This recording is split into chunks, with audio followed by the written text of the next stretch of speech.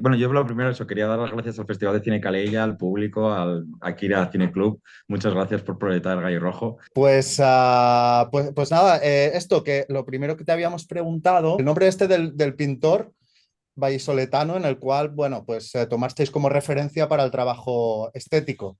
Félix Cuadrado Lomas es un pintor que forma parte de los Siete de Simancas, que es un grupo de pintores que se sentaron en un pueblo pequeñito cerca de Valladolid.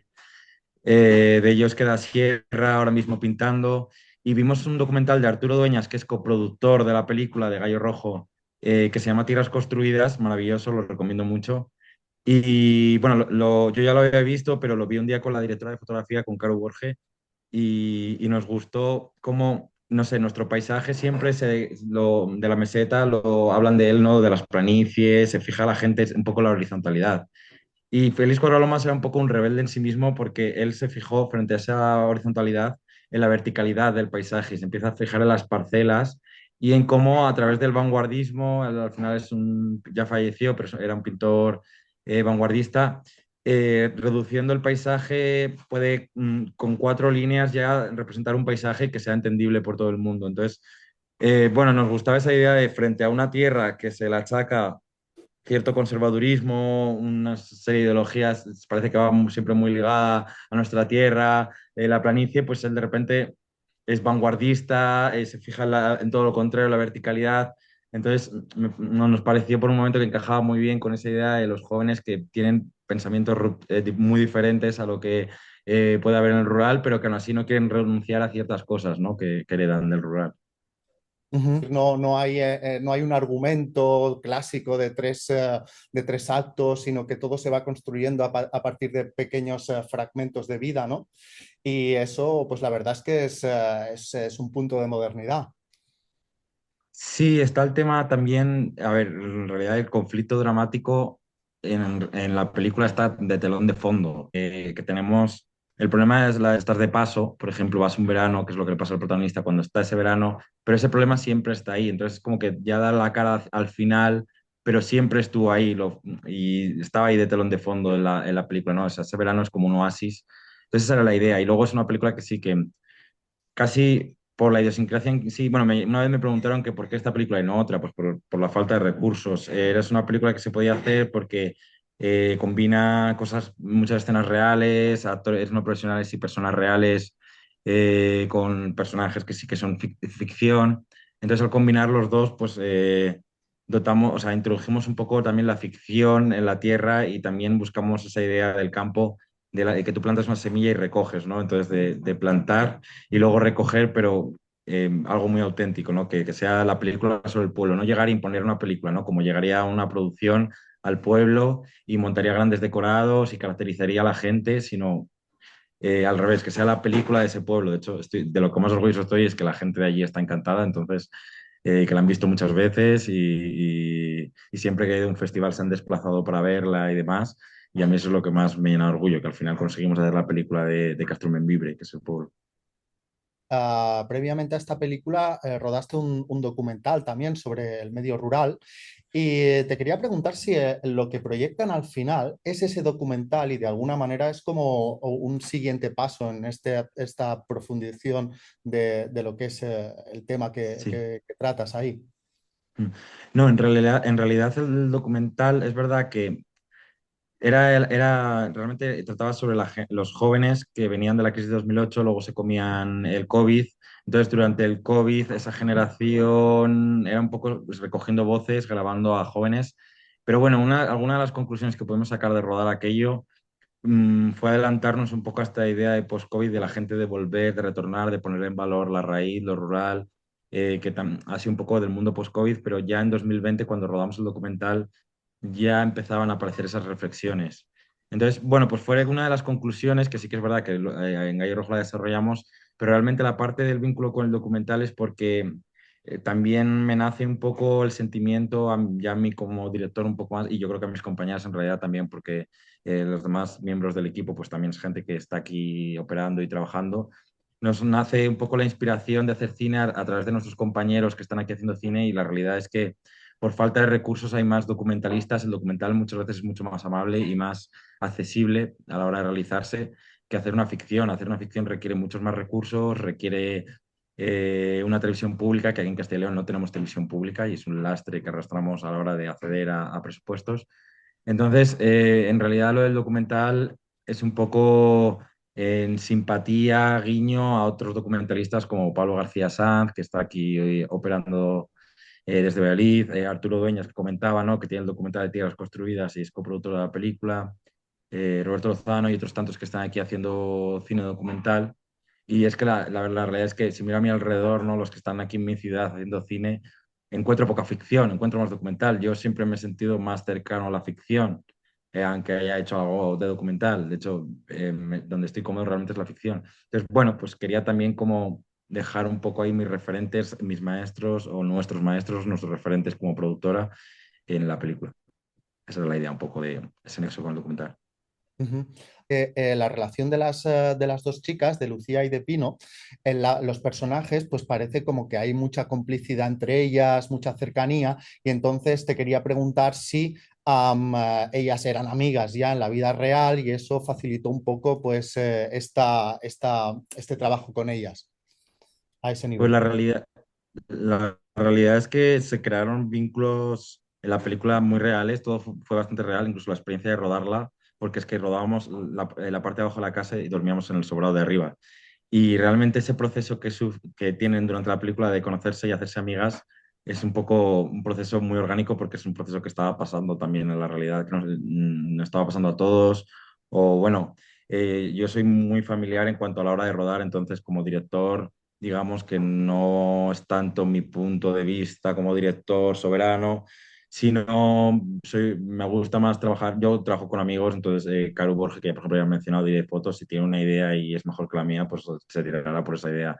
Entonces, fuimos bastante flexibles a la hora de rodar y eso también nos permitió esta cosa orgánica, ¿no?, de crear relaciones, situaciones reales. Éramos un equipo muy pequeñito, éramos 7 personas rodando la película, entonces facilitaba mucho que una señora del pueblo pues, nos abriese las puertas de su casa y nos dejase entrar a rodar. Si fuéramos un equipo de 100 personas, pues hubiéramos tenido que ficcionar todo y hubiera perdido esa parte quizás un poco más así de documental. Y esa es la realidad, que al final hay una relación que se está construyendo de verdad, de fondo. Ah, sí, sí, la casa donde estabais y donde se rueda y tal. Y supongo que también se refiere a la casa donde entran luego, que se encuentran con la familia esa. Pues sí, sí, si ya teníais a alguien del equipo que conocía a esa gente y ya os facilitaba un poco la entrada, o también, como explicabas, todo fue un poco así orgánico, ir descubriendo poco a poco a medida que iba avanzando el rodaje. Pues es que eso fue muy buena pregunta. Fue muy clave que es que al final, o sea, es lo que digo que al final yo no me pongo tanto como director ahí, sino fue muy clave que este proyecto sí que al principio la idea original nació de mí y demás, pero se desarrolló con equipo y una persona del equipo es Sofía Corral, que es la jefa sonido y diseñadora, es del pueblo. Entonces un día me dijo, tengo esta casa y me gustaría rodar algo. Y yo dije, tengo este proyecto y encaja perfecto para meternos en esa casa a rodar.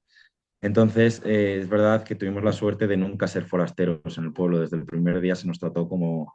yo tenía la idea loca, pero que un poco se produjo y fue muy bonito, ¿no? Con esta idea de los oficios, que ahora hablamos mucho de oficios, ¿no? De oficios vivos, de recuperar lo que se está perdiendo y demás, pues que, ¿por qué no los del cine, los cineastas no pueden ser un oficio más del pueblo? Intentar que se produzca un poco eso y en parte siento que era así, que al final también para mí era importante que el rodaje fuese orgánico, estructurado en cuanto a... no teníamos ayudante de dirección y menos mal porque se hubiera vuelto loco porque yo qué sé, venía a las 12 el pan pitando, había que parar a ir a comprar el pan. Tal día sabíamos que no podíamos rodar al mediodía porque era el vermú de no sé quién y íbamos a ir al cumpleaños todos de no sé quién que nos habían invitado a un vermú que hacían en su casa.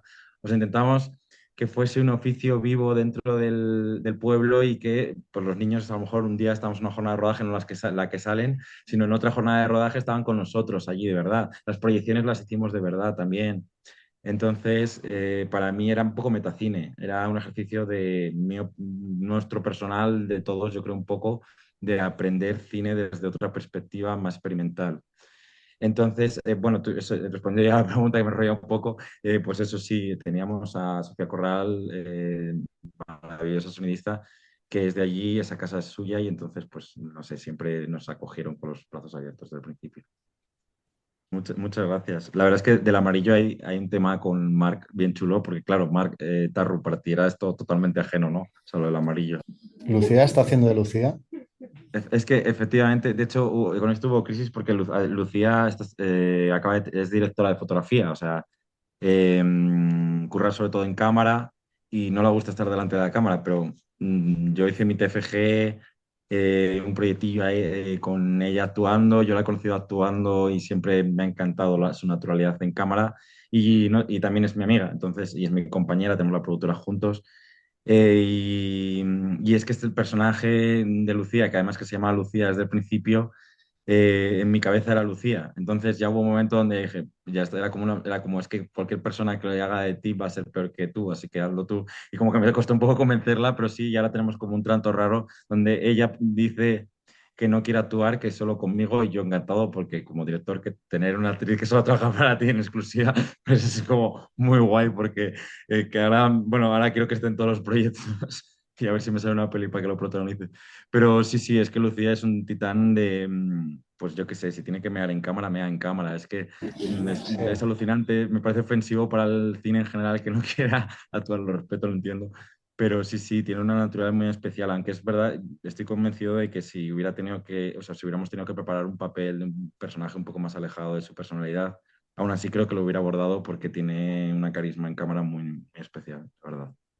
Si te has planteado de mover esta película a nivel de institutos para que la gente joven lo vea y empatice con estas chicas y reflexione sobre la problemática rural y sobre todo que coja también cariño por el tema del cine y experimentar con él.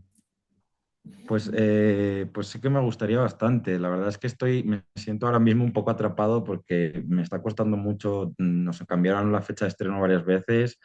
Al final la distribución es muy difícil porque sale una película de Disney y pide 5 salas y los cines obviamente quieren tenerlas porque les van a dar dinero y entonces de repente ya no tienes espacio entonces las películas tan pequeñitas somos las que más sufrimos.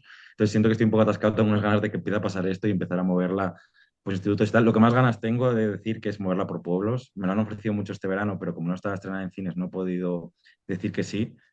Pero lo que más ganas tengo es cineclub, sala fresca, que sea un poco ahí como la película, ¿no? Que sea así como muy simbólico y es lo que más ganas tengo. Pero bueno, no, institutos en concreto no había pensado, pero sí que estoy bastante abierto. De hecho, en Seminci, que fue la primera vez que la proyectamos, nos metieron en Seminci Joven y fue muy bonito que dentro de la sección Seminci Joven llevan institutos, llevan a grados de imagen, de toda la comunidad, porque vienen de Salamanca, vienen tal.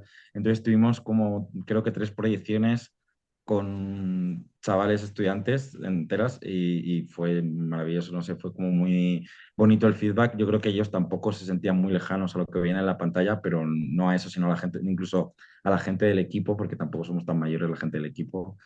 Igual le sacamos, yo que sé, 10 años, pero no tanto a alguno de ellos, o 10 12 años, lo que sea.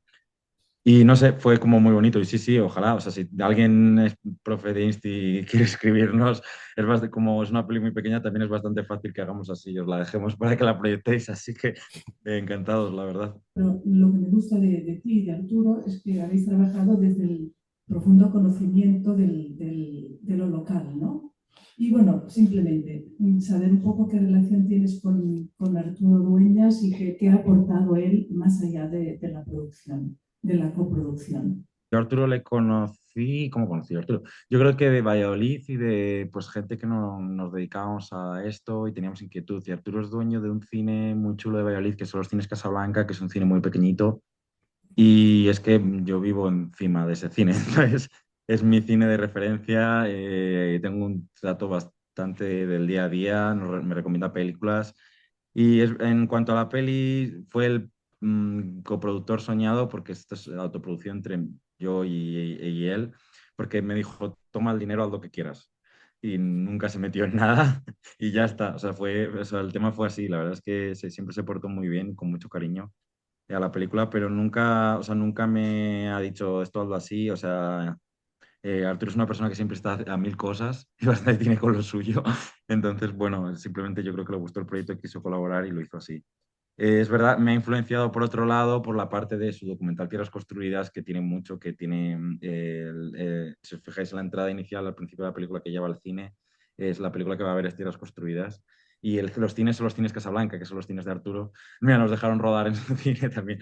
O sea, en realidad varias cosas, más por la parte de cineasta de las cosas que he visto, Douglas, su documental que estuvo nominado a los Goya, también me marcó bastante y ya no eso, sino que es que los técnicos con los que trabaja, las productoras con las que puede trabajar alguna vez y demás, son también amigos. Entonces, no sé, o sea, es como parte de un poco del círculo y de cosas que veo de compañeros que me influyen, que hablamos. Entonces, un poco de eso, ese es un poco mi vínculo con Arturo.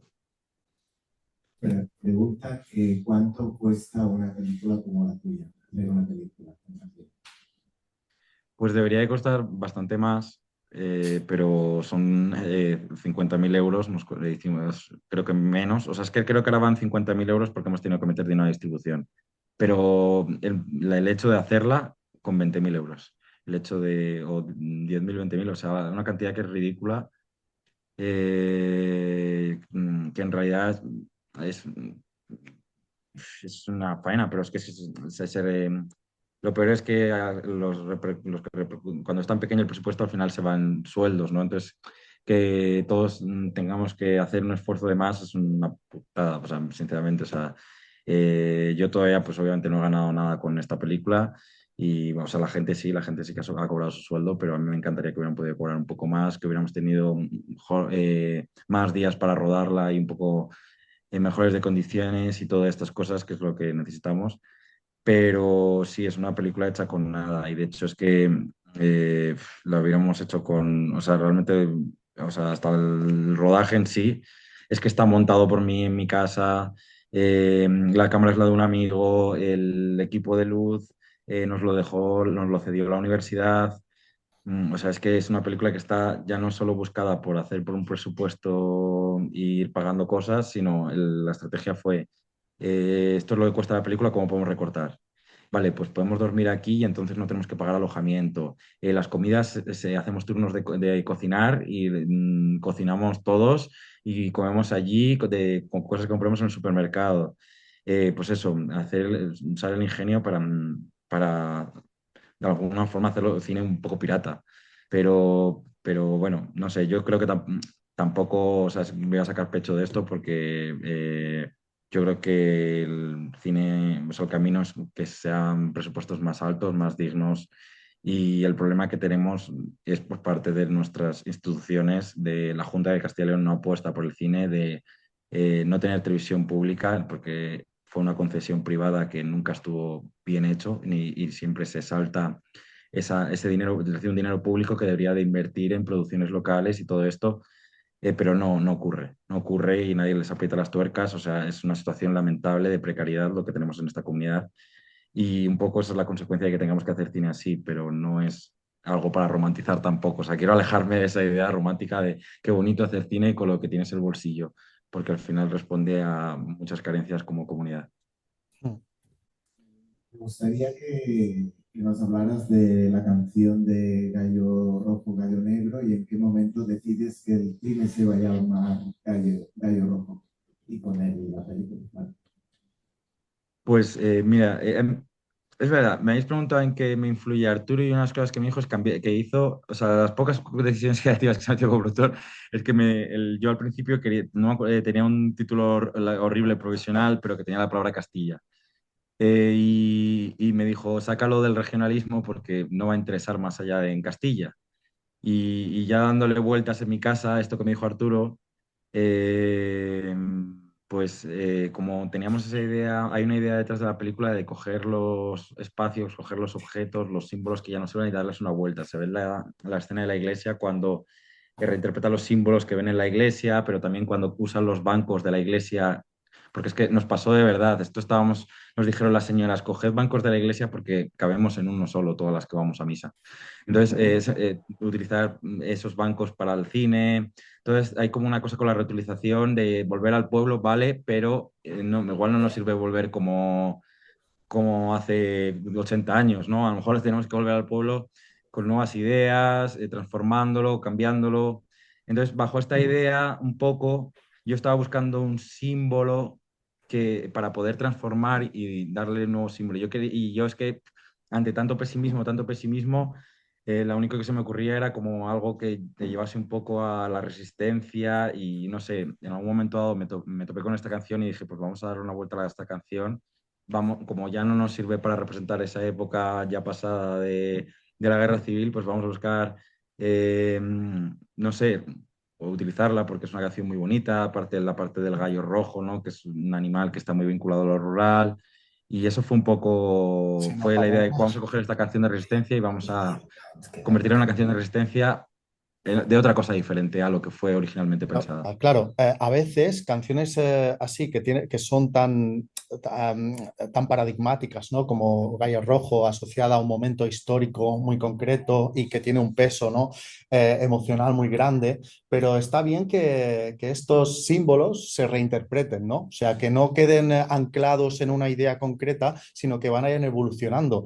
Y si no me equivoco, una manera de reinterpretar este símbolo que utilizas es el hecho de transportar esa idea de la lucha, ¿no? A lo que es el conflicto, ¿no? Del gallo rojo y el gallo negro, entendido como el conflicto entre lo que es el mundo rural y el mundo de la ciudad y cómo uno está en vías de desaparición e intentamos como que emerja, ¿no? Creo que va por ahí la cosa. Sí, bueno, no es, bueno, tiene muchos matices. Tampoco me gusta mucho meterme en esto porque al final hay cada espectador, ¿no? O sea, yo no creo que sea una cosa de un solo enemigo, ¿no? O sea, también es, también es de enfoque del problema muchas veces porque se habla mucho de la España vacía, la España vaciada, pero a lo mejor el problema es la España amontonada y tenemos que poner el foco, ¿no? En la centralización, en otras cosas.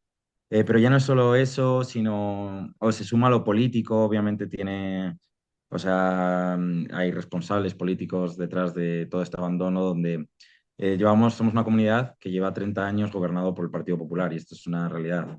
Entonces, somos una comunidad con gente muy asentada prácticamente es el chiste este de los Simpsons que dice hemos intentado hacer nada, no hemos conseguido. Entonces, hay una sensación general de abandono, pero es que incluso las personas ya es muy triste porque nos gobiernan un poco desde las instituciones, desde la desidia, pero luego las personas también como viven desde esa desidia, muchas veces desde el rural. Entonces, es tan triste en realidad que hacía falta como algo que evocase ese sentimiento de lucha por algún lado, ¿no? De que pueda haber cambio, que pueda haber otras opciones desde el lado político, pero también desde paradigma, desde el lado social, desde otros muchos lados también, por supuesto. Mm.